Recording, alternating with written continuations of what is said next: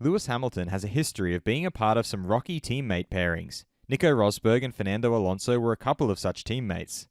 Contrastingly, he has had an amicable relationship with his current teammate George Russell so far, despite finishing behind him in the championship last year. Russell, while speaking to Automoto und Sport, has now analysed his partnership with Lewis. I'm your host, Dillon Shelley, and first up on Formula World, George Russell honest about beating Lewis Hamilton. Russell started off by giving his thoughts on why there has been no conflicts between him and Lewis. Lewis and I, it worked because we know we're moving the team forward together rather than against each other. He then offered his suggestion on why Lewis had problems with some of his previous teammates. If there were problems with driver pairings in the past, it was perhaps also because the age difference was smaller. There was a fight for supremacy in the team. We don't have that.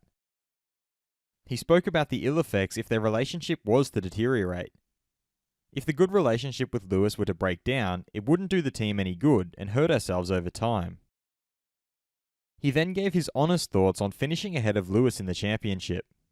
For me, this victory in Brazil was more important than the points classification. At the end of the day, nobody remembers that I beat Lewis on points. I only finished 4th, so no man's land. He signed off by looking forward to the 2023 season. I'm sure that we will improve compared to last year, but we don't know what everyone else has done, and that's the problem. It's a relative game. I feel ready to fight for the championship. Fast feed.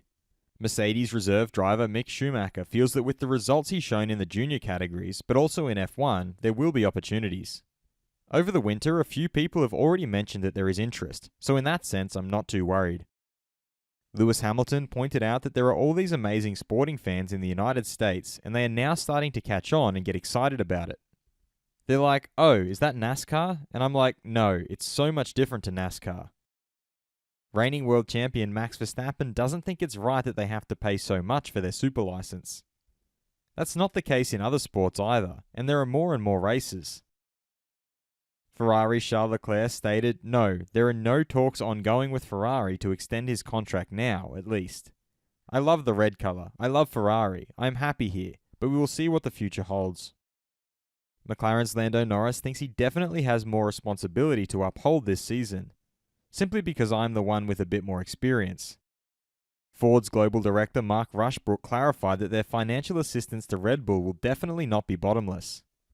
We do go racing in a responsible way.